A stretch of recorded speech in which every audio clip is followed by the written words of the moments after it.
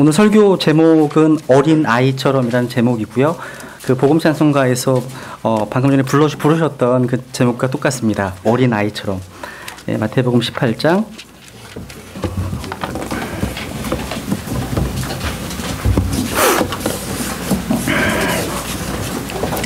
네, 마태복음 18장 1절부터 4절까지만 제가 읽겠습니다. 마태복음 18장 1절부터 4절까지 제가 읽겠습니다.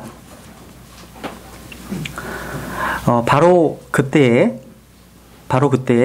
제자들이 예수님께 나와 이르되 하늘의 왕국에서는 누가 가장 크니이까 하매 예수님께서 어린 아이 하나를 불러 그들 가운데 세우시고 이르시되 진실로 내가 너희에게 이르노니 너희가 회심하여 어린 아이들과 같이 되지 아니하면 하늘의 왕국에 들어가지 못하리라. 그러므로 누구든지 이 어린 아이처럼 자기를 낮추는 자 곧 그가 하늘의 왕국에서 가장 큰 자니라. 아멘. 예, 제가 잠깐 기도하겠습니다.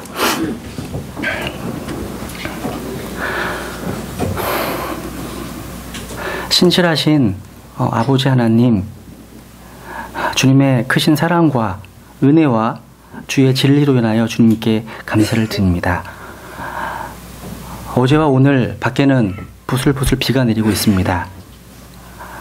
심히 연약하고 부족한 자의 입술을 통해서 선포되는 이 말씀들을 통해서 저희들 모두가 은혜의 단비가 임할 수 있는 그런 귀한 시간 되도록 성령님께서 이제 온전히 주장해 주시기를 간절히 의지합니다. 제 입술과 제 혀와 제 목소리와 저희 모든 것을 주님께 드립니다. 주님께서 이 시간 온전히 주장하시고 다스리셔서 주의 말씀을 드높이고 하나님을 영화롭게 하는 그런 귀한 시간 될 수 있도록 주님의 이름을 위해서 역사해 주시옵소서. 마치는 그 시간까지 오직 홀로 하나님만 영광 얻으시는 귀한 시간 될 수 있도록 함께해 주시옵소서. 존귀하신 주 예수님의 이름으로 기도드렸습니다. 아멘. 인터넷에 하나님도 웃어버린 기도라는 제목으로 올라온 내용이 있습니다. 어린 아이들이 이제 하나님께 드린 기도를 조금씩 모아놓은 것입니다. 제가 조금만 소개해드리겠습니다. 테레사라는 아이인데요. 사랑하는 하나님, 오른쪽 뺨을 맞으면 왼쪽 뺨을 드라는 것은 알겠어요. 그런데 하나님은 여동생이 눈을 찌르면 어떻게 하시겠어요? 가히 눈이 너무 많이 와서 학교에 못 가던 날이 있었잖아요. 기억하세요? 한 번만 더 그랬으면 좋겠어요. 봐봐라. 하나님, 착한 사람은 빨리 죽는다면서요. 엄마가 말하는 걸 들었어요. 저는요, 항상 착하지는 않아요. 조이스, 하나님, 남동생이 태어나게 해주셔서 감사합니다. 그런데 제가 정말 갖고 싶다고 기도한 건 강아지예요. 예, 오늘 저는 어린 아이처럼이라는 제목으로 하나님 말씀을 증언하겠습니다. 제가 설교를 시작함에 앞서서 이렇게 천진난만한 어린 아이들의 기도를 인용해 드린 것은요, 방금 읽으신 본문에서도 예수님께서 어린 아이를 등장시키셔서 제자들을 가르치고 계시기 때문입니다. 그 성경에 보면 이 본문 말고도 어린 아이를 등장시키셔서 교훈하시는 경우가 몇 번 있으셨는데요. 그때마다 어떤 강조점이 다 틀렸습니다. 그뿐 아니라 어린 아이가 오늘처럼 우리에게 교훈을 주는 긍정적인 용례, child like 이런 용례로 쓰이고 있지만 이와는 반대로 어린 아이의 유치함, 나약함, 불안정함을 빗대어서 어린 아이를 버려야 한다, 성장해야 한다라고 말씀하시는 부정적인 용례, childish 이런 용례로 쓰인 곳도 굉장히 많이 등장합니다. 아마 대부분 어린 아이라고 그러면 우리는 부정적인 용례로 많이 말하고 쓰셨을 겁니다. 그죠? 근데 오늘 저는 어린 아이들을 제자들 가운데 세우셔서 교훈하시는 이런 주님의 말씀을 함께 생각해 보고자 합니다. 여기 우선 마태복음 18장 1절 다시 봐보세요. 이 어린아이가 등장하게 된 상황적 배경이 기록되어 있는데요. 처음에 바로 그때, at the same time, 바로 그때라는 표현이에요. 바로 그때 제자들이 예수님께 나와 이르되 하늘의 왕국에서는 누가 가장 크니까 하매, 저는 여기에 아주 묘한 상징이 있다고 생각합니다.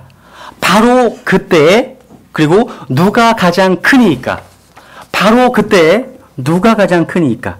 아주 묘한 대비를 이루고 있는 것 같습니다.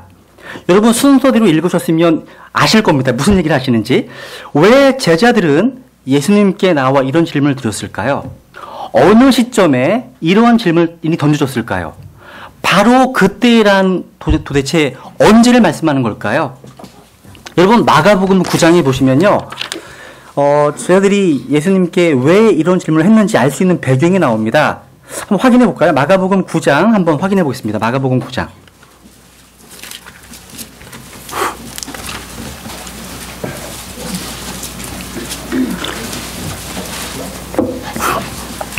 마가복음 9장 33절에 보시면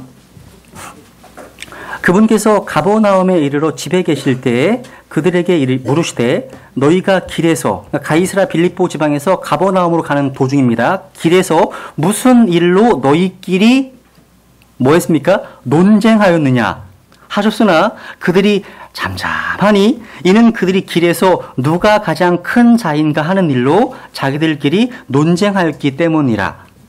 이 말씀을 보니까 제자들이 하늘의 왕국에서 누가 가장 큽니까? 라는 질문이 굉장히 고상하고 또 하나님 왕국의 법도를 알기 위한 그런 질문이 아니고 말을 못할 만큼 저급한 질문이었습니다. 노상에서 누가 가장 큰 자인가 논쟁이 벌어졌습니다. 싸움이 벌어진 거예요. 그 연장선에서 주님께 드려진 저급하고 탐욕적인 질문이더라는 것이에요. 중요한 것은요, 이 저급한 질문이 일어난 시점입니다. 바로 그때가 언제입니까? 마태복음 18장 앞에 나오는 16장과 17장에 보시면요, 베드로가 무척 많이 부각되고 있습니다. 아주 특별하게 취급되는 상황이 나와요. 16장에 보시면 주는 그리스도시요 살아계신 하나님의 아들이시니이다 라고 고백했던 베드로가 나옵니다. 17장에 보시면 변형산상의 신비한 체험 현장에 12자 가운데 베드로, 야고보, 요한 세 사람만 참여했습니다. 그 중에 베드로가 예수님과 주도적으로 대화하는 내용이 나옵니다. 또 17장 말미에 보시면 세금 문제를 가지고 예수님과 대화하고 기적적으로 물고기 입에서 꺼낸 동전으로 세금 내는 내용이 나오죠. 이런 모습을 지켜보던 제자들이 바로 그때 예수님께 나와 질문한 것이에요. 그게 무슨 얘기예요? 하늘의 왕국에서도 여전히 주님께서 베드로의 존재를 크게 인정하실지 그 생각을 좀 확인하고 싶어하는 그런 마음이 깔려있는 것입니다. 그런데 예수님의 평가는 달랐습니다. 놀라운 계시를 받았고요. 신비한 체험을 했고 기적을 경험했을지라도 하나님 보시기에 큰 자는 어린 아이처럼 자기를 낮추는 자임을 교훈해 주시는 겁니다. 여러분 마태복음은요 16장 베드로가 주는 그리스도시요 하나님의 아들이시니이다 라고 고백했던 그 시점을 기준으로 해서 예수님의 사역이 전반기와 후반기로 나뉘어집니다. 근데 후반기에 들어오면서요 예수님께서는요 자신이 예루살렘에 가서 이루셔야 될 십자가, 죽으심, 고난당하심을 반복해서 말씀하셨습니다. 앞에 16장 봐보세요. 한번 마태복음 16장 21절을 봐보시겠습니다. 마태복음 16장 21절.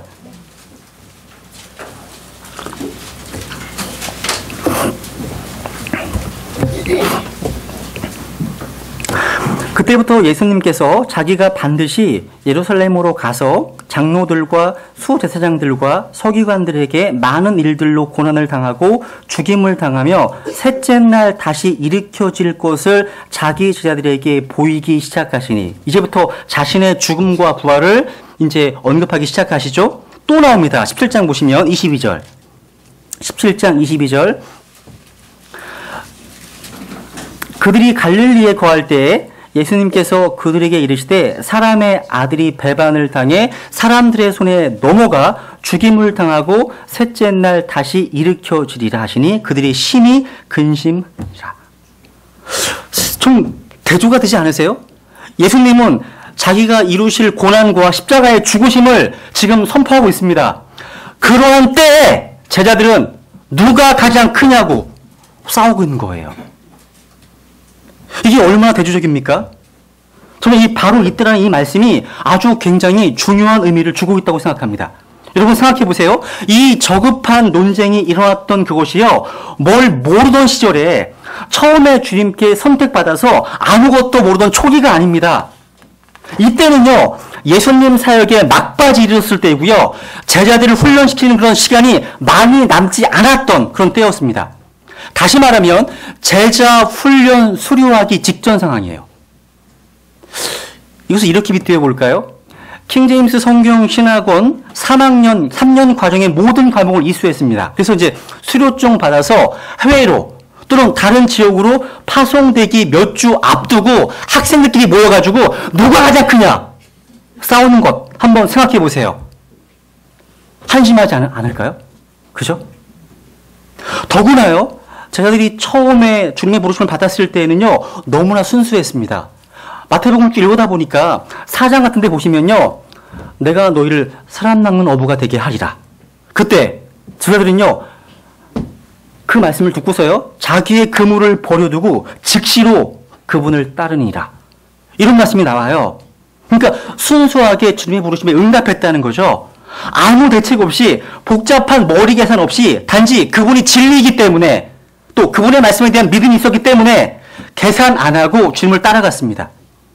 이렇게 순수하게 출발을 한 것이 제자들이었어요. 제가 무슨 말씀 드리려고 하는지 좀 이해가 되십니까? 지금 제자들은 너무나 순수하게 출발해서 트레이닝 받았어요. 훈련 받았습니다. 여러분, 그들을 누가 가르치셨습니까? 제자들을 누가 훈련시키셨습니까? 가장 위대한 설교자, 가장 위대한 성경교사이신 주 예수님이십니다. 제자들은 너무나 순수하게 시작했습니다. 완벽한 커리큘럼을 가지고서요, 3년간 가장 위대하신 멘토이신 예수님으로부터 훈련을 받았습니다. 그런데 그 훈련 말미에 처음에 없던 탐욕이, 탐심이 제자들에게 자리했다는 것이 오늘 우리가 발견하게 된 첫 번째 포인트입니다. 제가 어떤 책에서요, 아주 재미있는 대목을 발견했습니다. 한번 퀴즈 한번 내볼게요. 지렁이를 밟으면 왜 꿈틀할까요?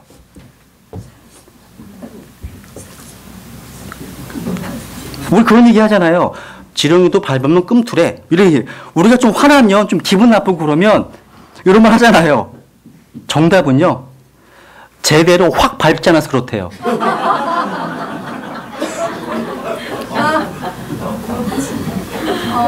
근데 참 이상하게도 그 내용이요, 저에게 좀 시사하는 바가 좀 많이 있는 것 같아요.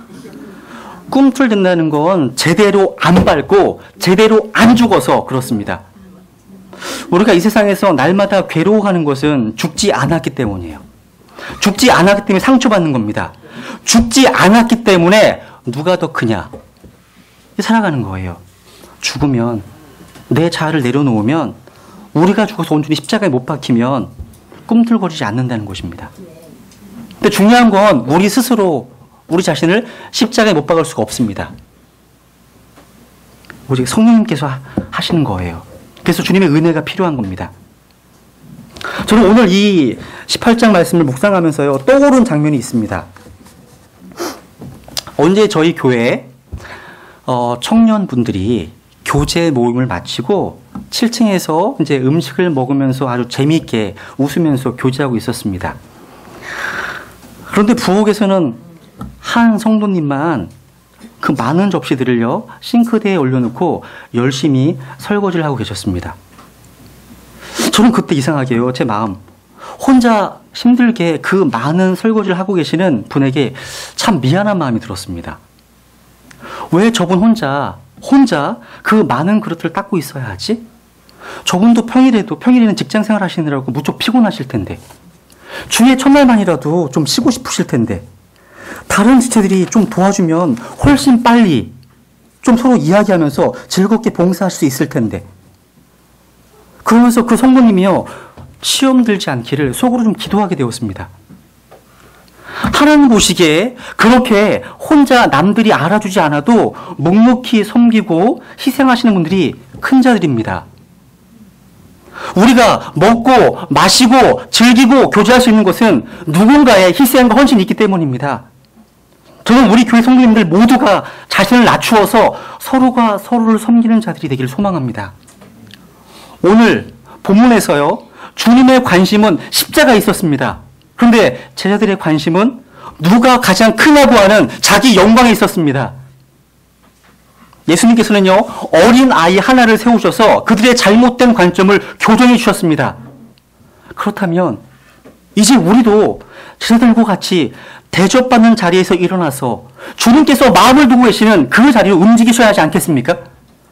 계속 제자들과 같은 탐욕의 자리, 안주의 자리, 더 높아지려는 자리, 대접받으려는 자리에서 일어나서 주님께서 마음에 두셨던 십자가의 자리로, 희생의 자리로, 헌신의 자리로, 섬김의 자리로 움직이셔야 합니다. 여러분은 지금 어디에 관심이 있으십니까?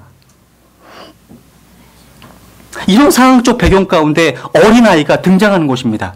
여러분, 사실 예수님 당시에 유대사 이 어린아이라는 것은요, 사람 취급을 못 받던 아주 미천한 존재였습니다. 여러분, 우리가 익히 알고 계신 오병이어의 기적, 물고기 2마리와 빵 5개, 그리고 5,000명을 먹였습니다. 사실 이게 옳은 얘기가 아니에요. 5,000명 먹은 게 아니에요. 남자만 5,000명이었습니다. 그 외에 많은 여자분들과 어린아이들이 함께 먹었지만 거기에는 개수에 들어가지 않았습니다. 왜냐고요? 사람 축에 들어가는 곳은요, 남자밖에는 들어가지 않았어요. 그러니까 어린아이라는 존재는요, 사람 축에 들어가는 개수에서도 제외됩니다. 저희도요, 종종 교회 성도님들의 교회 숫자를 이야기할 때요, 종종 어린아이 빼고란 말 하세요. 어린아이 빼고 뭐 성인들만 몇 명이야, 이렇게 얘기하시잖아요. 이게 좀 참 묘한 생각을 갖게 합니다, 저에게는.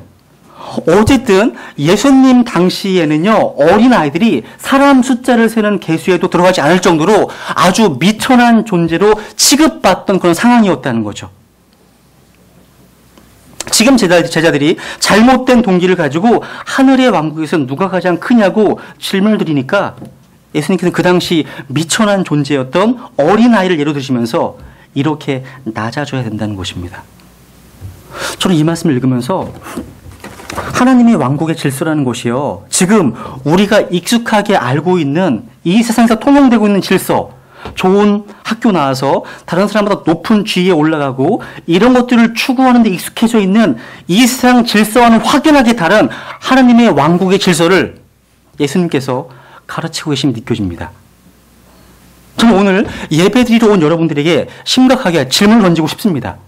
여러분은 이 2가지 종류의 질서요, 하나는 우리에게 너무나 익숙한 세상의 질서, 비싼 옷을 입고 고급 승용차를 타고 회사에서 높은 자리에 올라가는 것이 곧 높아지는 것이라고 교훈을 받고 있는 우리들에게 있어서 그것과 정반대되는 스스로 낮아지고 어린아이처럼 비천한 존재가 되고 그러면서 스스로 섬기는 자가 하늘의 왕국에서 큰 자라는 이 하나님 왕국의 질서하고요, 이 두 질서 가운데 여러분은 지금 어디에 영향을 더 많이 받고 계십니까? 무엇을 더 추구하십니까? 로마서 8장 5절에 보시면 영적으로 생각하는 것과 육신적으로 생각하는 것이 나옵니다.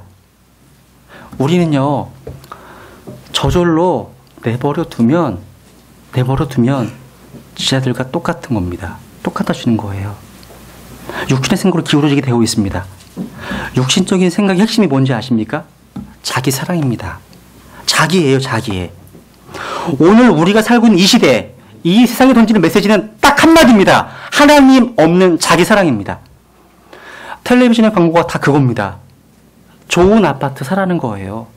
비싼 차 사라는 겁니다.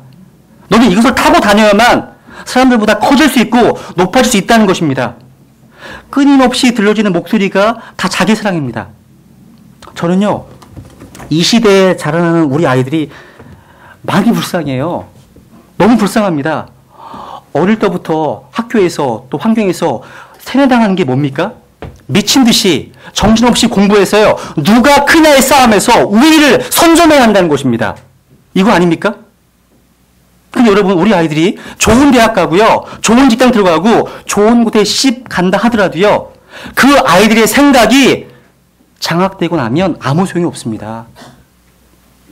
그렇게 하나님 말씀으로 올바로 가르쳐야 될 책임이 저와 여러분에게 있습니다. 5월 달에요, 주일학교 친구 초청 잔치를 교사분들과 함께 계획하고 추진하고 있습니다. 그래서 많은 영혼들이 참여해서 새로 구원받을 수 있도록 좀 기도해 주십시오. 저는 그 사역 가운데요, 저희 교회 어린 영혼들도요, 도전을 받고 영적으로 좋은 자극을 받게 되었으면 하는 마음도 간절합니다.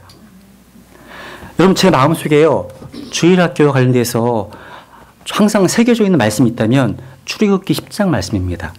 한번 확인해 볼까요? 같이 좀 마음에 새겨졌으면 좋겠습니다. 출애굽기 10장에 보시면요,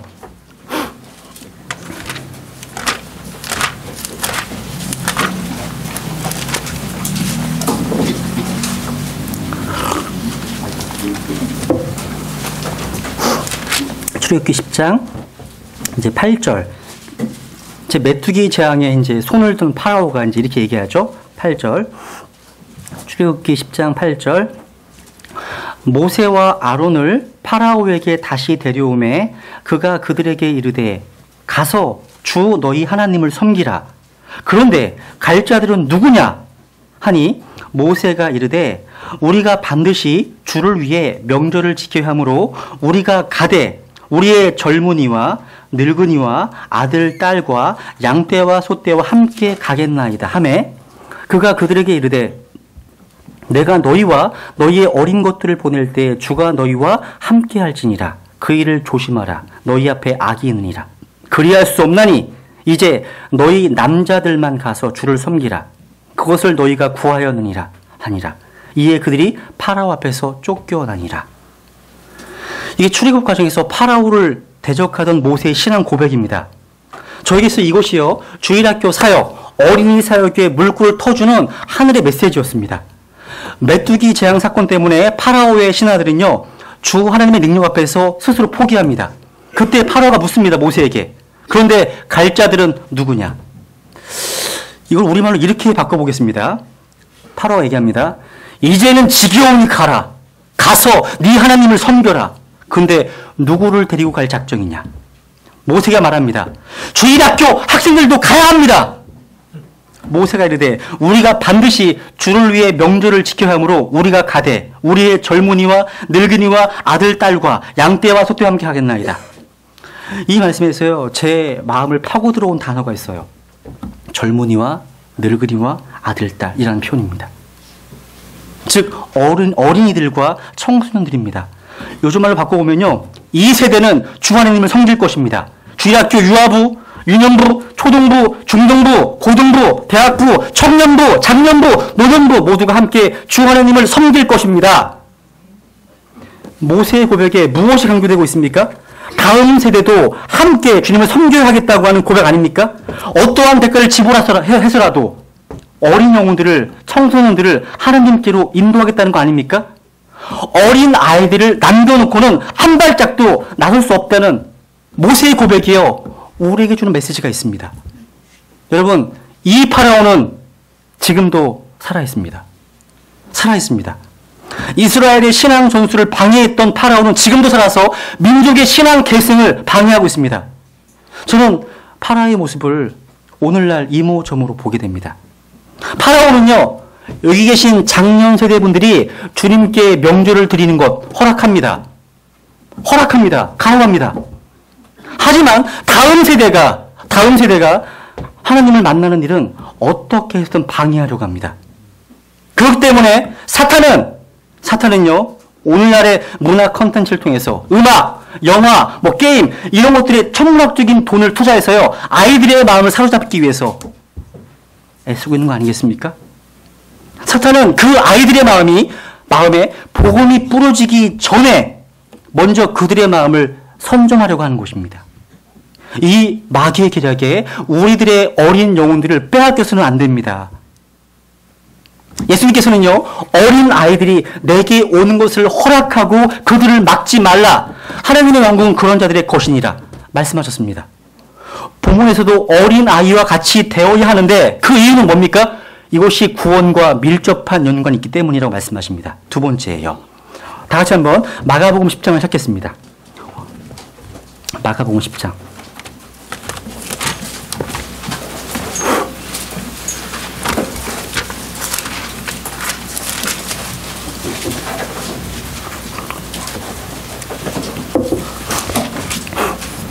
마가복음 10장 13절부터 16절 한번 이미지를 한번 생각해 보시면서 이 상황이 어떤 상황일까 생각해 보시면서 한번 읽어보시면 좋겠습니다.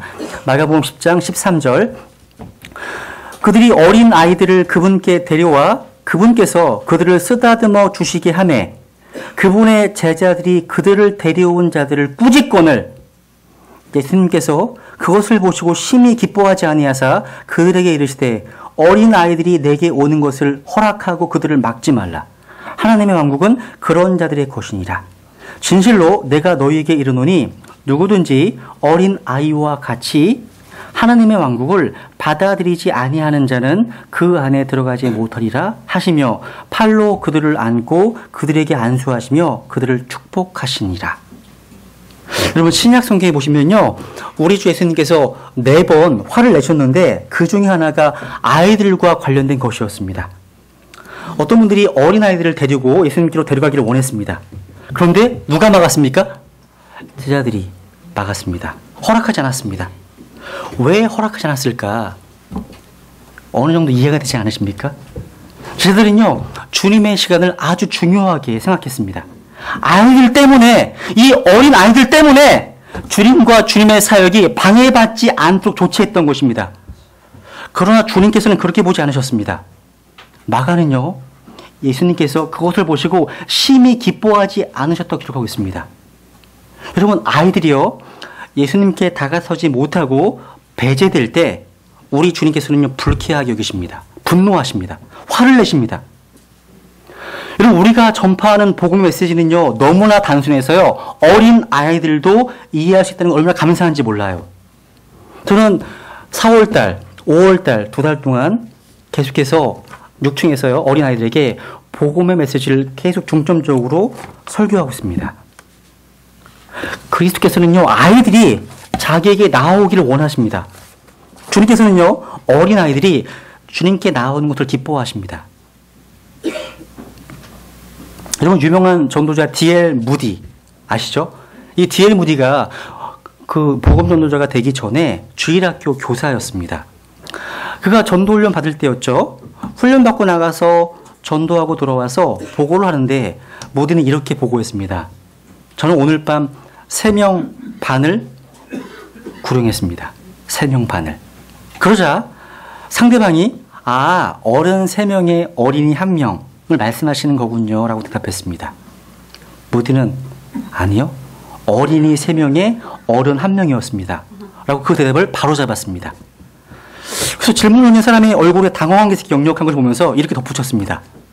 어른은 그리스도를 위해서 살 수 있는 인생이 절반밖에 남지 않았지만 어린이들은 모든 삶을 주님께 드리고 주님의 뜻을 섬길 수가 있지요.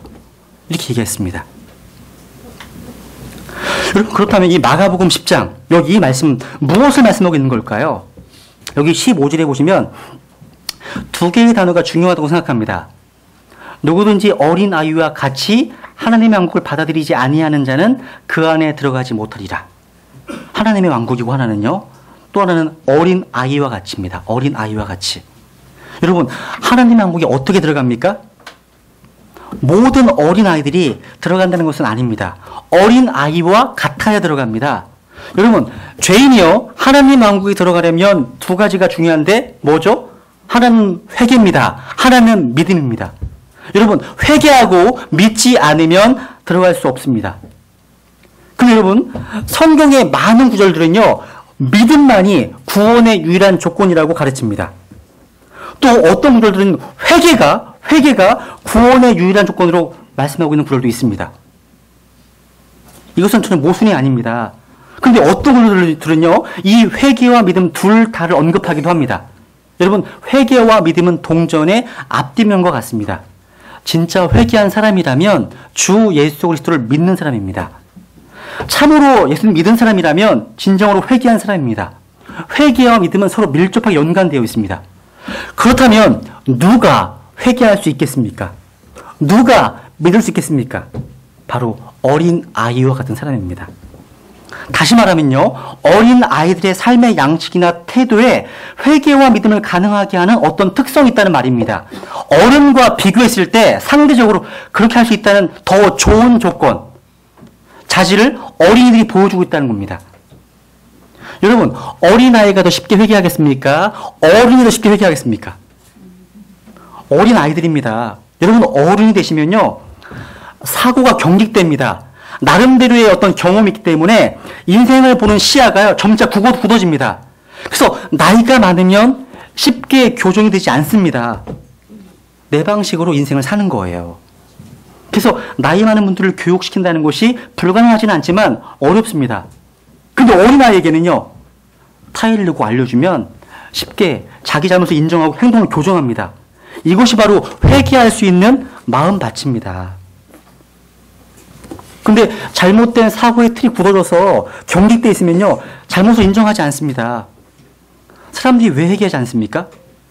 내가 뭘 잘못했는데 이 정도 잘못 안 하는 사람이 어디 있어? 라고 생각하기 때문에 회개하지 않는 것입니다. 근데 어린아이들은 어떻습니까? 네, 잘못했어요. 용서해 주세요. 라고 말합니다. 행동을 고칩니다. 이런 면에서 회개할 수 있는 가능성이 어린아이들에게 더 많다는 말입니다. 그래서 어린아이일수록요, 쉽게 회개하고 쉽게 믿습니다. 그래서 어른이 돼서 주님을 믿는다는 것이 훨씬 힘이 든다는 것은 통계로도 입증됩니다. 우리나라 그 통계 자료인데요, 한국인들의 신앙의식 조사 보고서에 보면 이런 물음에 대한 결과가 있었습니다. 당신은 언제 예수님을 영접했습니까? 그 보고서에 보면요, 절반은 19살이 되기 전에 믿었다고 얘기합니다. 절반이요. 그리고 39살이 되기까지 믿음을 갖게 된 사람이요, 85.3%입니다. 그러니까 40세가 넘으면 믿기가 대단히 힘들고 어렵다는 말이 됩니다. 제가 알고 있는 분 중 가운데요, 그 포커스 온 더 패밀리의 대표였던 제임스 dobson 가정사역 그 전문가거든요. 이 제임스 dobson 박사의 간증을 보니까 자기가 구원받은 체험이요, 3살 때였답니다. 3살 때. 우리나라 나이로 한 4-5살밖에 안 됐을 것 같은데, 야, 이게 가능할까? 그리고 무디 바이블 학교의 전임 총장이었던 조 스튜얼 박사는요, 6살 때 그리스도를 영접했다고 합니다. 또 어린 아이의 회심 이야기라는 책에 보시면 정말 어린 나이에 구원받은 이야기가 간증 형식으로 기록된 책인데요, 놀라운 간증이 많이 있습니다. 이것을 보면요, 어린 영혼들을 주님 앞으로 인도하는 것이 굉장히 중요하다는 것을 확신할 수 있습니다. 그렇다고요, 나이 드신 분들을 모른 채 하는 거 아닙니다. 나이 많은 분들도 믿을 수 있고요, 아주 귀하게 쓰임받을 수 있습니다. 단 나이 많은 분들 가운데서도 어떤 사람이 믿을 수 있습니까? 어린 아이와 같은 마음을 가진 어른입니다. 경직된 사고를 갖지 않고요, 어린 아이처럼 자신의 죄와 잘못을 인정할 수 있는 사람입니다. 최근에 그 황장님 소개로 오신 50대 자매님들 2분, 다 그런 분들이었어요. 또 어제 김순희 자매님 소개로 또 신종식 자매님과 함께 대구에서 올라오신 이효선 자매님 구원 받으셨거든요. 이분도 마찬가지예요. 저는 이 세 분이 그리스도의 복음을 들으시고 믿음의 결단을 하시는 모습을 통해서 참 감사가 되었습니다. 이 외에도요, 최근 들어서 주의 전날 지인들을 모시고 오셔서 상담을 통해서 구원받았다는 소식을 종종 듣게 됩니다. 너무 감사합니다. 여러분, 새로 구원받으신 분들의 공통점은 다 모두 50대였습니다. 하나같이요, 마음이 준비된 영혼들이었습니다. 하나님 말씀 앞에 자신을 낮추었기 때문에 구원받을 수 있었던 것입니다. 여러분, 40대든 50대든 60대든 7, 80대든 간에 누구든지 어린아이처럼 자신을 낮추는 분들은 구원받습니다. 절대로 구원받지 못하는 사람, 교만한 사람입니다. 그래서 여러분, 새로 구원받으신 분들이요, 말씀 안에서 잘 성장하도록 함께 기도하고 관심을 가지면 참 좋겠습니다. 그래서 가능하면 교회 주보에도 그런 분들 명단을 올려서 같이 기뻐하고 같이 소식을 알려줬으면 좋겠습니다. 그래서 그들의 영적 성장을 위해서 함께 기도하면 좋겠다는 생각을 갖게 되었습니다. 그래서 사도행전 2장의 예루살렘 교회처럼 매일매일 구원받는 놀라운 사건들이 있기를 정말 소망합니다. 믿음도 마찬가지예요. 누가 더 잘 믿을까요? 나이가 들수록요, 새로운 사람 만나면 그 사람이 쉽게 믿어지지 않아요. 나이가 들수록 다른 이들을 의심스러운 눈치로 보게 됩니다.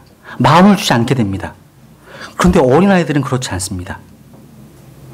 이런 어린아이들은 그 이유 때문에 유기를 당하기도 하는 거예요. 처음 만나는 사람에게도요, 잘 웃고 쉽게 따라갑니다. 한 가족이요, 봄에 길을 가다가 나비를 봤어요. 딸이 나비야 나비, 나비야 나비 하니까요, 아빠가 말했습니다. 너 나비가 어디로 간 줄 아니? 꿀 찾아가는 거야, 꿀. 그러자 딸이요, 이렇게 말하더랍니다. 아니야 아빠, 저 나비는 엄마 찾아가는 거야. 지금 딸의 생각과 아버지의 생각이 얼마나 다른지요? 아이들은 늘 부모를 생각하고 의지합니다. 이렇게 순수하게 의지하고자 하는 마음이 중요한 이유가 있습니다. 하나님을 향해서는 이런 의지하는 마음이 있어야 됩니다. 하나님을 향한 신뢰, 의지함, 그것 없이는요, 하나님에게 들어갈 수가 없습니다.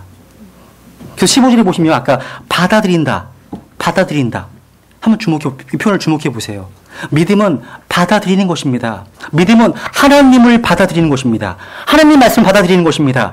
예수 그리스도를 받아들이는 것입니다. 교회에 그저 왔다 갔다 하는 것이 아닙니다. 예수님을 믿는다는 것은 인격적으로 예수 그리스도와 그분께서 십자가에서 하나님의 하신 일을 마음속에 받아들이는 것입니다. 이것이 신앙의 시작입니다. 받아들이지 않으면 신앙은 시작되지 않습니다. 아무리 교회에 와 있어도요, 아무리 예배를 드려도요, 아무리 설교를 들어도요, 여전히 마음의 문을 닫고 예수님을 거절하고 있는 사람은요, 그리스도인이 아닙니다. 감동적인 연극이 있습니다. 크리스마스 때가 되면요, 많이 공연하는 이 연극의 제목은요, 빈방 있습니까? 빈방 있습니까? 예수님 태어나실 당시에 모든 사람들에게 호적을 하라고 하는 그 가이사의 영이 내려지죠. 그래서 요셉은 자기 고향인 베들레헴으로 돌아갑니다. 이때 마리아는 임신 중이었습니다. 이들은 한 여관에 도착해서 방이 있냐고 물어보았습니다. 빈방 있습니까? 라는 연극에서요, 요셉과 마리아가 빈방을 찾는 장면이 담긴 연극을 공연하기 위해서요, 준비하는 학생들의 이야기입니다.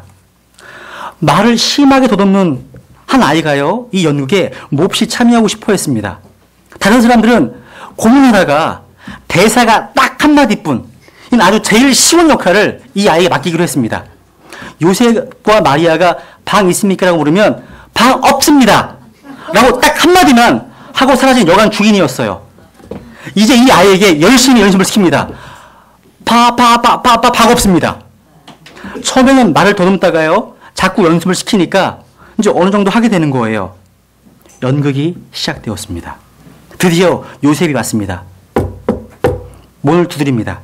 방 있습니까? 여관 주인이 튀어나갑니다. 연습한 대로 한마디만 했습니다.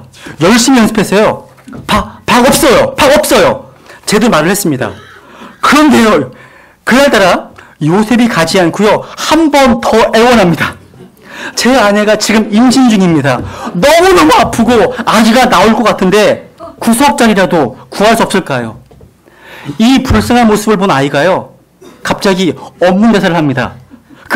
그러면 내 방에 오세요. 내 방에 오세요. 연극은 엉망이 되어 버렸지만요, 사람들은 큰 감동을 받았습니다. 이 순진한 아이는요, 도저히 그 아기 예수님을 거절할 수 없어서 받아들인 것입니다. 내 방에 오세요. 내 방에 오세요. 아무도 예수님을 받아들이지 않던 상황 속에서 이 말로듬이 아이는요, 예수님을 초청했습니다. 내 방에 오세요. 저는 탕자처럼 하나님을 떠나 내 마음대로 인생을 살았습니다. 그러나 내 삶은 좌절이고 방황이었습니다. 그것이 나의 죄였고 내 허물인 것을 인정합니다. 나는 죄인인 것을 고백합니다. 라고 회개할 수 있는 마음이 어린 아이와 같은 마음입니다. 어린 아이의 마음을 지닌 사람은 하나님이 나를 구원하시기 위해서 예수 그리스도를 보내주셨습니다. 라고 믿음으로 고백합니다. 단순한 복음에 대해서 단순한 마음으로 응답합니다. 이처럼 구원은요, 어린 아이와 같은 단순한 마음으로 회개하고 예수 그리스도를 구주와 주님으로 믿는 것입니다. 근데 여러분, 예수 그리스도를 믿는 사람들도요, 구원받은 후에 오랜 시간이 지나다 보면 구원의 즐거움을 잃어버릴 수 있습니다. 신앙생활에 더 이상 힘이 없어요. 활력이 없어요. 의기소침합니다. 영적으로 침체될 때가 있습니다. 찬송이 끊어졌습니다. 하루하루 무료하게 살고 있다면 무엇이 필요할까요? 구원의 즐거움을 회복하는 것이 필요합니다. 회복하는 것도요, 구원받는 것과 똑같습니다.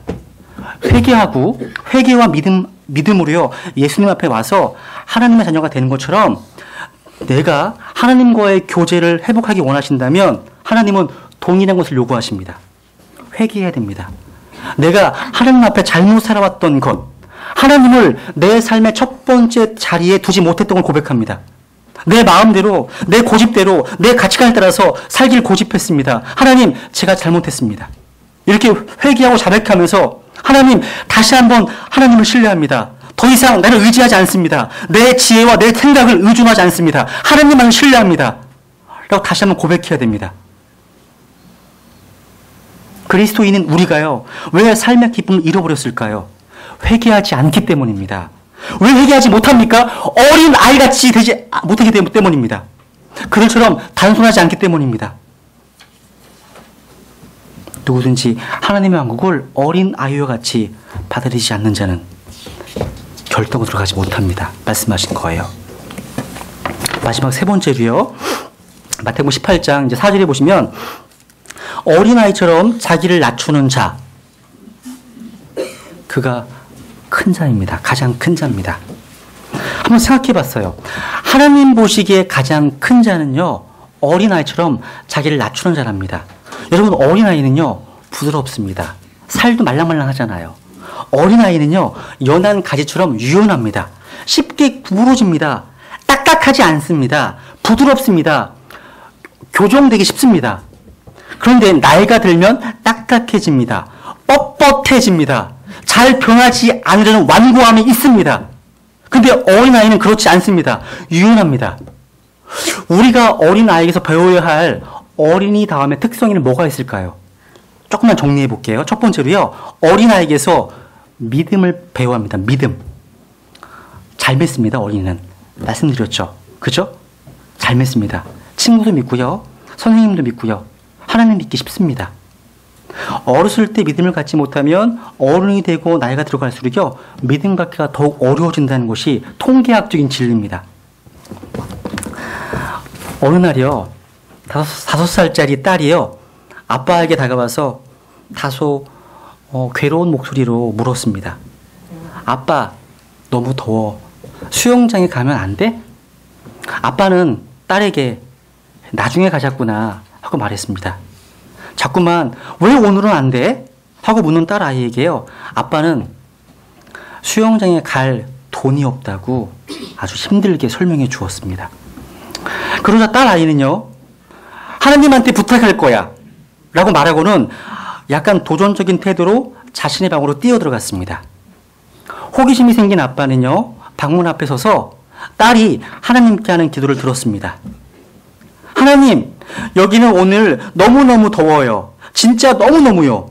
난 수영장에 가고 싶어요. 아빠는 돈이 없어서 저를 데려갈 수 없대요. 그러니 제발 하나님 어떻게 좀 해주실래요? 고맙습니다. 하나님, 아멘. 기도를 마친 아이는요, 수영복을 입었습니다. 그리고 목에다 수건을 두고요, 그 튜브를 끼고서 현관을 향해 걸어가면서 기다리는 거 아니겠습니까? 아빠는 기가 찼습니다.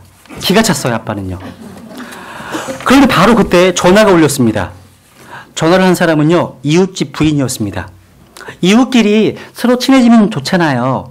컨트리 클럽으로 수영하러 가려는데 함께 가면 어떨까요? 저희에게 무료 티켓이 있거든요. 아이 아빠는 말했습니다. 좋지요. 그런데 언제쯤 가실 계획이세요? 저희가 준비할 시간이 좀 필요한데요. 그러자 이웃집 부인이 말했습니다. 괜찮아요. 우리도 아직 준비가 전혀 안 됐어요. 사실은 몇 분 전까지만 해도 전혀 생각하지 않은 일이거든요. 우리는 어린아이에게서 믿음을 배워야 됩니다. 두 번째로 우리는 어린아이에게서요, 만족하는 법을 배워야 합니다. 만족하는 법. 어린아이는 단순하잖아요. 단순한 사람은요, 단순한 것으로 만족합니다. 현재에 만족해요, 현재. 10년 후, 20년 후의 미래를 걱정하면서 염려하지 않습니다. 어린아이를 보세요. 별것 아닌 거 가지고 기뻐하잖아요. 만족하잖아요. 아이스크림 하나만 줘도, 과자 하나만 줘도요, 만족하고 행복할 수 있는 아이들이 어린아이들입니다. 누가 어린아이에게 고가의 장난감이 필요하다고 가르쳤습니까? 어른들입니다. 어린아이들에게는요, 세상에 장난감이 없는 것이 없습니다.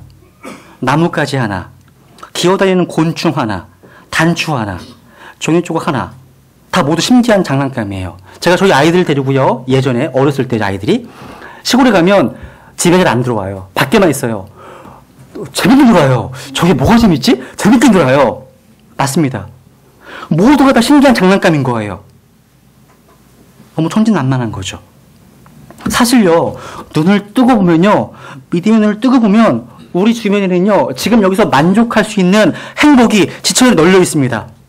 숨 쉴 수 있는 행복, 사랑하는 사람들과 어울리면서 교제를 나눌 수 있는 행복, 믿음을 선물로 받고 하나님을 찬양하고 예배할 수 있는 행복, 거리공원 벚꽃이 휘날리는 거리를 걷는 행복함, 주변의 모든 것이요, 행복으로 다가올 것입니다. 이런 단순함에 눈이 열린다면요, 우리는 지금 여기서도 하늘을 보고 누리는 자가 될 것입니다. 우리는 어린아이에게서 배워야 됩니다.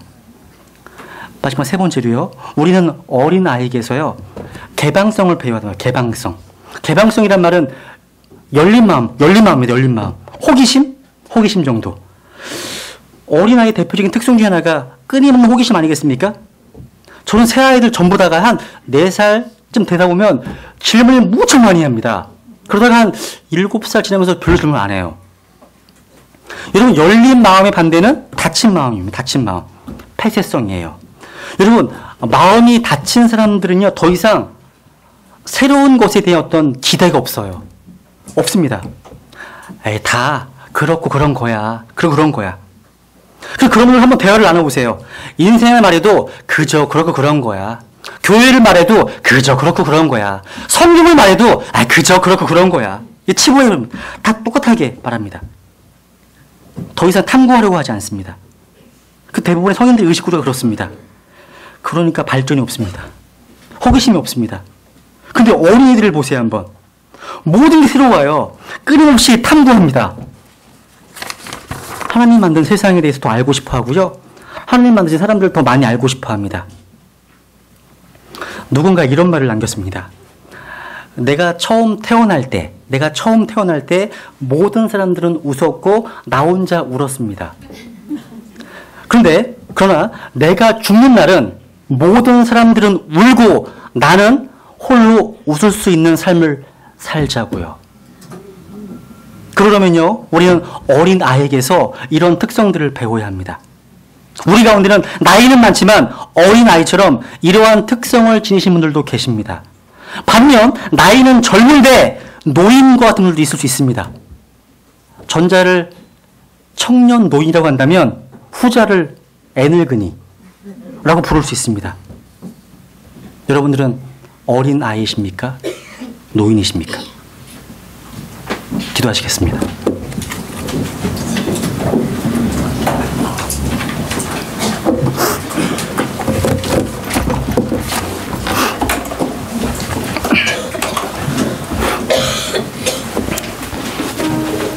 우리 기도하실 때 혹시 이 자리에 아직 구원의 문제가 해결되지 못한 채 그리스도 없이 영원한 멸망으로 가고 계시는 분이 안 계십니까? 아니면 기독교의 형식과 모양은 갖추어도, 그래서 성경도 읽고 기도도 하고 교회에는 출석도 하고 있지만 그리스도의 복음을 하나님의 권능으로 경험하지 못한 채 종교 생활을 하고 계시는 유사 그리스도인은 안 계십니까?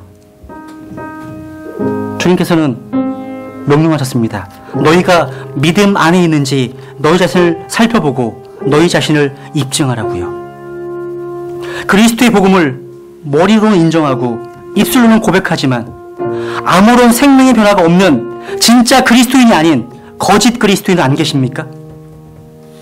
마음으로 믿음의 결단을 한 것이 아닌 단순히 머리로 지적으로 동의한 것에 불과하다면 지금 이 시간 자신을 구원하실 수 있는 유일한 분 구주 예수님께 구하십시오. 이 그리스도의 복음이 내가 진정으로 경험한 나의 복음이 되게 해달라고 성령님께 구하십시오. 그리스도의 영광스러운 복음이 믿는 모든 자를 구원에 이르게 하시는 하나님의 권능이 되도록 우리 주님께 구하십시오. 구원이 있어서 오직 육신으로 나타나신 하나님이신 구주 예수 그리스도만을 신뢰하겠다고, 그분만을 의지하겠다고 결단하십시오. 모양만 그리스도인이 아닌 진짜 그리스도인이 되도록 성령님께 구하십시오. 또한 예수 그리스도를 통해서 구원은 받고 또 킹제임스 성경을 하나님의 말씀으로 믿고 건전한 교리를 배웠고 많은 신앙의 체험을 했고 성령님의 조명을 받았지만 하나님께서 관심을 갖고 계시는 십자가의 길, 섬김의 길, 희생의 길이 아닌 제자들처럼 탐욕의 길, 영광의 길, 인정받고 대접받는 길을 추구하고 있지 않으십니까? 하나님께서 보시는 큰 자는 어린아이처럼 자신을 낮추는 겸손한 자라고 말씀하셨습니다. 이제 제자들의 그 탐욕의 길에서 떠나서 하나님께서 원하시는 십자가의 길로 가지 않으시겠습니까? 하나님께서 나에게 주신 은사를 가지고 하나님의 영광을 위해서 자신을 드리지 않으시겠습니까? 하나님께서 부르셨지만 지나친 자기 결망으로 그 부르심을 거역하고 그 부르심에 순종하지 않는다면 그 겸손은 교만입니다. 지금 이 시간 어린아이처럼 겸손히 자신을 낮추고 하나님께서 원하시는 십자가의 길, 희생의 길, 헌신의 길, 진짜 하나님께서 크다고 평가하시는 그 길로 가시겠다고 결단하지 않으시겠습니까? 그러나 우리의 결단만으로는 불가능합니다. 하나님께서 은혜 주시지 않으면 할 수 없습니다. 그렇게 지금 이 시간 우리가 그 길로 걸어갈 수 있도록 매일매일 성령 충만한 가운데 은혜 주시도록 기도하고 간구하겠습니다.